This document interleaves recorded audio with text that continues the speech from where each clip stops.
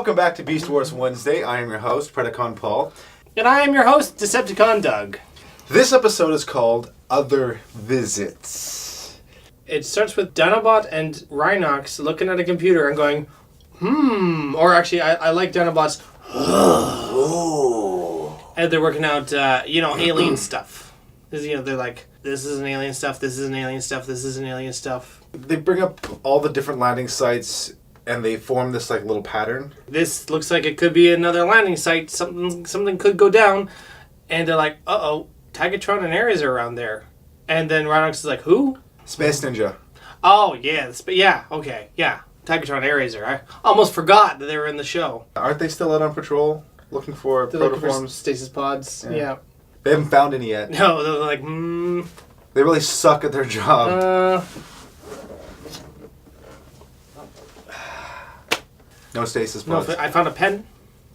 They can't reach Tigatron and Ares because there's a jamming tower, so Dinobot's like, don't worry, I'll take care of the jamming tower. Tarantulas. He's working on his web. He was reading through his good web-keeping magazine, looking at the great ways to decorate his cave. And then all of a sudden this little beep, beep, beep, beep, beep, beep, beep, beep, beep goes off. It's the alien signal. I love alien signals. So I'm going to drive on and go there. Meanwhile, on the Predacon base, Black Arachnia is looking some things over. She's kind of bored. And then she's like, something's going on. Tarantulas is just booking it across the plains. And he's ignoring Megatron's hails. So, Tigatron and Ares are looking, they get there, they go down into this valley where it's actually lush and looks really beautiful. And there's all this big oasis. They want to check out this place, so they transform. They have a moment where they embrace, because they're like, you know what? We have a love story. You know what Beast Wars needs?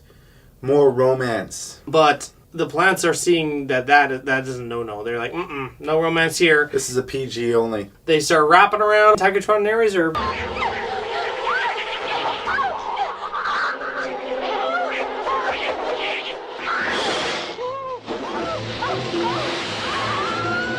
They're being torn apart, and they're having a moment, otherwise Spark will find yours. They manage to hold hands, but they get caught up in the alien beam just as Cheetor arrives. And then they get shot off into space. Cheetor hits the beam and falls to the ground, transforms, and shakes his hands in the air.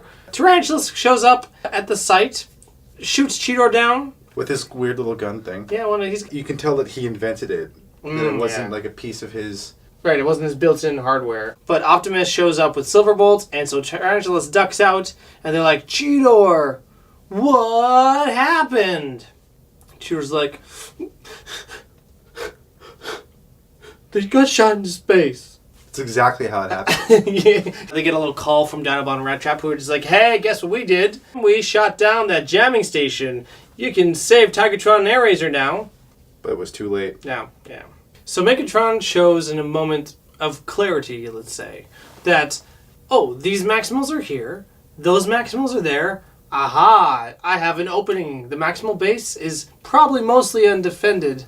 I'm going to go get that golden disc back. Because, remember, Dinobot gave Rhinox the alien golden disc. He basically knocks on the door of the Maximal base. He's like, hello, I'm selling some Girl Guide cookies. I bought a box the other day. Oh, yeah? Which kind is it? What's on sale right now?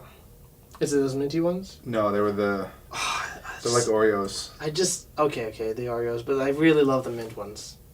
I really do. And Rhinox hates Girl Guide cookies. So he's like, hey, I don't want any, and I got these guns, I'm gonna shoot you. Black Arachnia and Inferno are sneaking into the Maximal base. And she's like, you ready to rock and roll? He's like, I don't rock and roll. I burn. So they sneak up behind Rhinox. Inferno shoots him right in the chest. And then Rhinox gets up. He's like, oh, that hurt. And he starts punching out Inferno. And Inferno and him are just like exchanging blows. And then Inferno's head pops out just like a Rock'em Sock'em Robot. Rock'em Sock'em Robots, that's what they're called. Yeah. Black Arachnia is trying to carry the disc out. He points his gun at her, and you get a really serious side of Rhinox for a second there. You don't want to try it. Megatron gets in there while Rhinox is distracted. In an altercation, Rhinox gets his arm, ripped off. He tears his arm off and then backhands him. And then the more Maximals are coming, so they're like, let's piece it out of here. I got the disc. They fix up Rhinox. And a nice little bit of continuity is in that spot where they fixed up Cheetor in the web. So it's like, it's nice to see that again, because usually, it was like after that they just toss people in the CR chamber, but it seemed like maybe this required like more parts, so they couldn't just like throw them in there. So Megatron's making his plans. He's like, We're gonna prepare for the arrival of the aliens. Tarantula shows up, and he's like, yo, I don't want to be your friend anymore. Look, you're kind of a jerk. And then Megatron says, if I have done something to offend you, then talk, man. Communicate with me. That's the Predacon motto. You know, if you have an issue, you bring it up. don't bottle that up, Tarantulas. Then what happens? Is you end up leaving the team. But Tarantulas isn't having it. So Megs is like, all right, fine. Let's go on one last great adventure together. And if you change your mind later on, just know the door is open. And then they go to the alien site. That Megatron, real understanding guy. Yeah. Yeah, he's got a good heart. Really, guys, when it comes down to it, Megatron's got a great heart. So yeah, the Predacons are all working together as a team. They're building some things around the alien site, preparing for the aliens to come down. But guess what? Optimus Primal, he's got something up his sleeve as well, which is mostly just to bring all the Maximals there ready to fight. He's having none of Megatron and his BS, or the aliens and their BS. Do you think he's still a little bitter about that whole Megatron blowing him up in orbit thing? Do you think that he's still holding that against Megatron? It's not like Optimus to hold a grudge. Maximals, they have a lot of forgiveness in their hearts. The Maximals and the Predacons are about to battle over the alien site. Control has been taken away from both sides. The aliens are arriving. They come down. Inferno gives a great screech as is happening. Yeah, no, it's great. I actually really enjoyed that part. So the planets kind of form a, again, biological alien weapon gizmo, and it sends out an energon surge, and everyone is put into stasis lock. Dun dun dun dun dun dun dun dun. To be continued. Part 2. All the transmetals wake up because their new transmetal forms Yep. can withstand energon surges. I actually kind of like that because this is where like they confirm that the bodies are actually tougher. They can deal with an energon surge that would send the Mark 1 transformers. They send them all into stasis lock and they're fine. Yeah, they just walk it off. Unfortunately, Megatron and Tarantulas and Quickstrike also just wake up and they're like, "Ooh, that was a nice little nap." And they just can stroll on into the alien gizmo. All Megatron does is press a little button on the golden disc. Tarantulas activates the web thing that he put around the alien thing, and it creates a nice barrier that the Maximals can't get through with all their blasters. It just bounces right back at them. And they're like, well, foo. Fiddlesticks. Optimus sends Cheetor and Silverbolt back to the base to fix up Rhinox and Dinobot. Him and Rat Trap are going to figure out how to get into that alien place. Megatron, Tarantulas, and Quickstrike get into the alien place, and there's a big room. They're like, okay, well, we're going to see if there's any, like, traps. So they throw in Quickstrike because he's easily the most expendable of the three of them, like by a lot.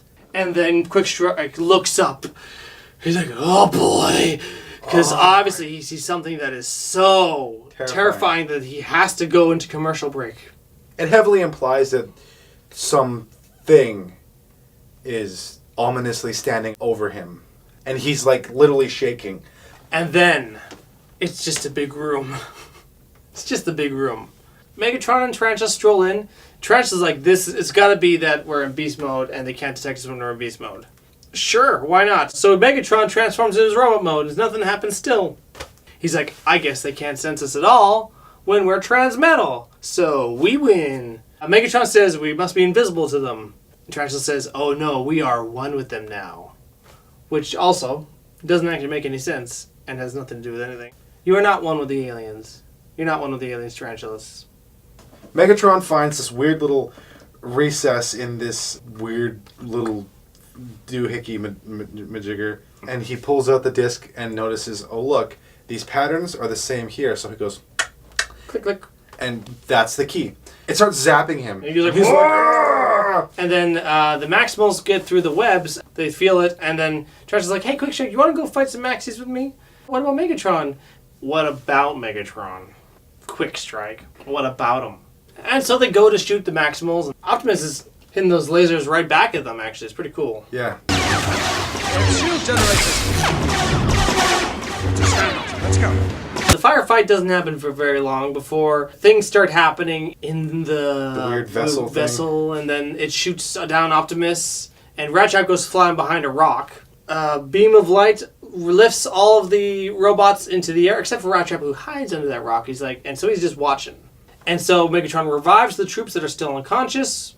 Yeah, Tarantulas falls down because Megatron's just like, hey, I'm done with you. Thanks for your help. He doesn't even bother blasting him. Just casually discards him. And he sucks all the other troops back into the alien vessel. And Ratchet's like, okay, now what am I going to do? The alien machine disappears. He's like, now what am I going to do? Tarantulas appears behind him with a gun.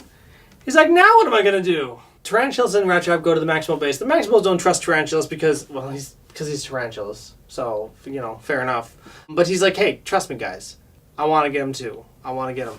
And so, fine. They let him do his little clickety-click. He makes fun of their scanners because he's a jerk. They find out where the thing is, and then they go to attack it. And this really nicely done battle. Megatron gets his troops to prepare the alien vessel for transportation to Cybertron, where he's going to destroy everybody. So he's getting transwarp cells, and he's like, I'm the boss of this machine now. And he's got Optimus strapped up, and Optimus is like, don't do it, Megatron, you cray. And Megatron's like, well, guess what? I'm going to kill Maximals, I'm going to kill Autobots, I'm going to kill the original Megatron and take his place, I'm going to kill the humans, I'm going to kill... Unicron! I'm going to kill everyone who I find ugly, I'm going to kill everybody. Now who's cray? Optimus is like, you're still cray. Then the Maximals attack. And Megatron is like, this is the most powerful, destructive machine ever created. Ever. God damn, there's too many of them out there. I don't know what I'm going to do. Because the Maximals are destroying all the defenses. So he sends out all his troops to fight the Maximals. Yeah, freaking Silverbolt takes out like a third of the bottom of that spire thing. That's pretty good. With two of the friggin' things. Now he's... Oh, wait, it's because he howled before he did. Oh, that's right, he did. Ooh. And then the Maximals like, hey, let's get out of here. Tactical retreat. And obviously Megatron's like, well, I guess that means I'm too powerful. But actually, it was just that they managed to get Rattrap and Tarantulas in there. I really like the back and forth between Tarantulas and Rattrap. Yeah, it's a nice little dynamic. But that only lasts for so long because Tarantulas just disappears. He pulls a Batman on Rattrap. He does. Falcone sent them to kill you. Lead the way, and don't try anything. Slag. So Rattrap goes to confront Megatron, and he's like, hey, Megatron, pew pew! And Megatron's like, hey, you missed. You should have made them count. Optimus is free because Rattrap shot the bondage things. And then they start fighting. Optimus and Megatron, Gorilla versus T-Rex, like... Beautiful thing. Tarantulas is messing around with the transwarp cells, and he's like, alright, I'm gonna make it explode. And then Rattrap blows up the seat. He's like, well, that didn't work. I don't know what else to do. Tarantula zooms right out of there. Full speed. He's like, ah! It's like, oh, crap. We should probably go, too. When Tarantulas is driving out at Mach 3, yelling, ah! It's a good sign. You gotta get out of there. And Megatron is like, what gives? And then he sees what gives. He's like, oh, those transwarp cells are red now. That means that's explosion time. Mm-hmm. He's like, well, that sucks. So he zooms out of there and tells all the Predacons to retreat. And then the alien ship zooms into space and explodes, taking the golden disc with it. Poor little disc. The alien golden disc, not the other golden disc. Maximal's like, well, I hope we all learned a very valuable lesson. Don't be Tigatron and Airazor, because they're still in space somewhere. Yep. Well, should we talk about Tigatron and Airazor? I prefer the romance between Black Arachnia and Silverbolt. Well, this is obviously very much less developed because the moment we discover there's a romance, they get taken by aliens. The problem is that obviously they just didn't know what to do with these characters for this season. Because again, Aftermath, they're like, okay, it's coming to the Fusors, okay, see you later. And then they're gone. They don't appear again until this episode. You know what would have made it, I think, feel a little more worthwhile? If they actually found a stasis pod and, brought out a new Maximal. Then it feels like maybe, their whole journey, their whole purpose had meaning, but it just feels like it was just the characters that we got to know in Season 1, And then they just did nothing with them in season 2. It was actually nice to see Tigatron and Airazor again, I thought. I think they hammed up a little too much, though. This something just seems so forced, and just the whole... I forgot what beauty this planet could offer, and then she's all like... I was like, really? You know, because she's a badass. Yeah, she's the one in the first episode was like... and then blue pterosaur defeated. Yeah. She infiltrates the Predacon base by breaking the sound barrier in a dive. Unfortunately, like, because they kind of underused her in season 1 and they super underused her in season 2, I feel like she was a little underdeveloped, and like there was so much potential for what she could have been.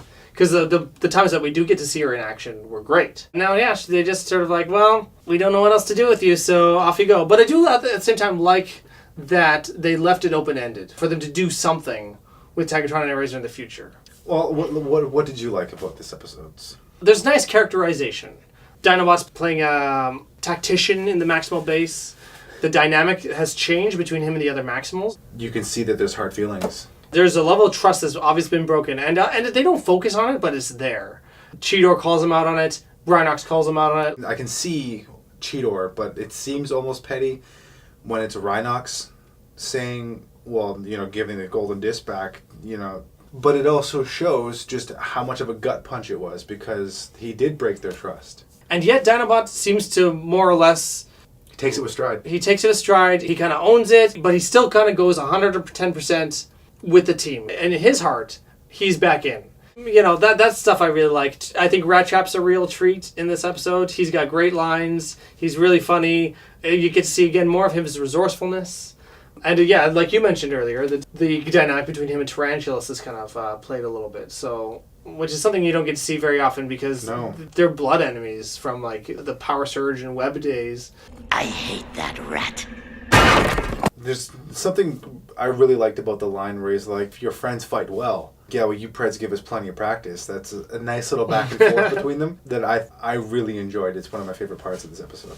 I also like that Optimus is, you can tell he's ticked at Megatron. He's done with the pleasantries. Both Optimus and Megatron have had like a paradigm shift where the gloves have come off. This is season 2 now. There's no more games. I would argue that like they're both out for blood 100% of the time. Megatron doesn't have any patience for anyone, not even his most loyal troops. And Optimus is jumping at the chance to eliminate Megs. He killed him. It's true. He was murdered by Megatron. And it's only like through some amazing wizardry by Rhinox that he's alive. So yeah, that's one of the things I like the most in the episode. I think the character work is good. You know, it's hard to nail down what works with this episode because I feel like it's got good ideas sprinkled throughout it. So I guess to transition is that like part of the problem is that a lot of these good ideas don't land and they don't actually go anywhere. They don't go anywhere. As far as like the storytelling aspect of this episode, it really does fall short. Both of us were kind of expressing frustration as to like a lot of the loose ends or the connections that just they didn't feel like they worked. They felt forced. There's an awkward commercial break where Quick Strike is looking at the big room and they heavily imply that there's something there, but then there isn't anything. And then there's the business about being one with the aliens. Doesn't make any sense at all. Having Tarantulas go rogue and then deciding to ally with Megatron. And then when Megatron asks him, why help me now? Fair enough question. The answer is that he hates the aliens. The weakest explanation I've ever seen. But they make a big deal out of it, which is weird. Blackrock is like, he hates the aliens. And then Tarantula's like, how did you know that? As if it's like some huge revelation. She's like, because I was in your head, because we were telepathically linked, remember? And it's like, with something like that, you could just ask him, like, Tarantus, how do you feel about the aliens? I hate them. Why is it such a big deal that people know? You know, I don't know. I kind of hate the aliens too. They're not very nice. No, they tried to roast the planet. And all the friggin' animals and stuff. They tried to destroy Earth. I live there. All my stuff's there. I like Earth, actually. Such a silly thing to make a big deal about. It's like, he's Tarantulas. As far as I know, he hates everybody. He just loves to eat. That's Tarantulas' love. Is food. So, yeah, there's that. The biggest problem I have with this episode is the fact that they had to have anything to do with the aliens at all. Why did they just send an empty starship? That didn't make any sense. Number 2, having the golden disc as the keys to the starship doesn't make any sense at all either. And then it also opens the doors and stuff like that. Even though the Vok themselves don't have a corporeal form, they have a chair that Megatron can fit in. That doesn't make any sense. Megatron's going to take this ship. His big plan is to go to Cybertron and destroy them. Okay, let's assume for a second that you actually got there. The fact that your starship, this powerful weapon, was being defeated by maximal hand weapons and friggin' feather grenades, you would get crushed if you went up against a dozen starships. I'll bet you Cybertron has thousands of warships. If you go into your present day Cybertron to try and defeat the Maximals at the height of their power, you're not getting there. If you go in the current time frame that you're in right now, you're going to get the Cybertron and discover the Decepticons are in power right now, so there's just no good time to go. Your ship isn't powerful enough. He's exaggerating the power of his vessel. Another thing is, why would the aliens even send that vessel? As far as they knew, the planet was destroyed. I just don't understand the aliens' plan either, especially since they send this vessel down and they're just like, oh, I hope that works too. And they left the keys for the thing attached to a talisman that's floating in a volcano. Why? Nothing in this episode makes it a sense. The whole idea that there was a golden disc on that talisman and it's floating there and then Inferno grabs it and flies off. That was a fascinating idea for me. I was like, oh my god, what does it do? Just the mysteries, and then it's the car keys to this weird looking ship. Maybe I'm being too harsh. I can kind of see all the cool ideas that they were trying to do. They were trying to do throwbacks, let's bring the alien ship back to the mountain where they found the golden disc. But then it's well, why? That didn't make any sense. Why move the ship? Why not just have the thing in orbit? Park it on the moon. Anywhere that the Maximals can't shoot at it with their little guns. Here's my defense for that. Although my defense is actually unraveling in my head as I'm saying it. Well, I want to hear it. Okay.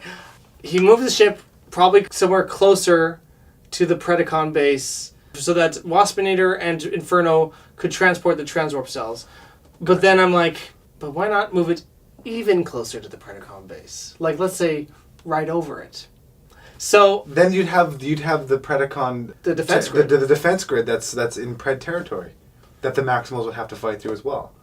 Unless it's like Star Road and it can only teleport to so many places. So it's tubular. Yeah. On a surface level, me watching it as a kid, me watching it now, I like the episode. But I didn't like it very much even when I was a kid. The problem is it doesn't live up to scrutiny. The moment you start thinking about it, the moment you start asking questions as to why things are happening, things don't line up and things don't make a lot of sense, and then you get really frustrated. But yeah, as a kid, you were mentioning you didn't even really like it as a kid very much. I liked it, but I was also not stoked about it. I remember when Other Voices came out. Oh, dude. Whoa, I could not wait till the next episode every single time. To be honest, I'm getting tired of these aliens. I'm done with them. I don't care anymore. When they left in Other Voices, you were whew, wow. They really dodged the bullet. But now, yeah, their power and the stakes were lowered. I wouldn't have such a big problem with this episode if there was a payoff. The only lasting impact is Megatron no longer has the golden disc, so that payoff is gone. And Tigatron and Air Razor. And Tigatron and Air Razor are gone. But they were gone to begin with. This has a little bit more finality to it. I mean, it's a little open-ended, but now it's not when are they going to find those stasis pods? But I would have liked to see more come of them. More come of their story. But hey, it is what it is. And it's done. We're going to give Other Visits Part 1 and Part 2 2 out of 5 Rock'em Sock'em Infernos. Structurally, this episode, it just didn't feel like it all came together well, and it was kind of a mess. It's got a lot of great moments and a lot of good ideas, but the story just doesn't work, and that's a big problem. It's almost kind of disappointing to give it such a low rating, but at the same time, I guess we have to kind of be honest with the viewers and honest with ourselves about how we actually feel about it. And we're sadly underwhelmed. Of course, be part of the discussion and let us know in the comments down below what you think of Other Visits Part 1 and Part 2. We'd love to hear what you have to say. Please subscribe if you gotta have some more Beast Wars Wednesday. And like us, man. Just like us. Tell your mom. Tell your mom. She's gotta know, man. What is your mom missing out on? Dun, dun, dun, dun. Wow, wow, wow, wow, wow. Dun, dun, dun, dun, dun, dun.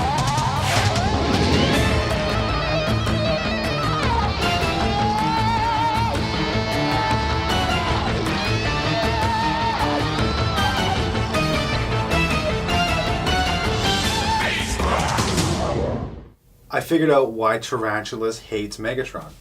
Why is that? The low road.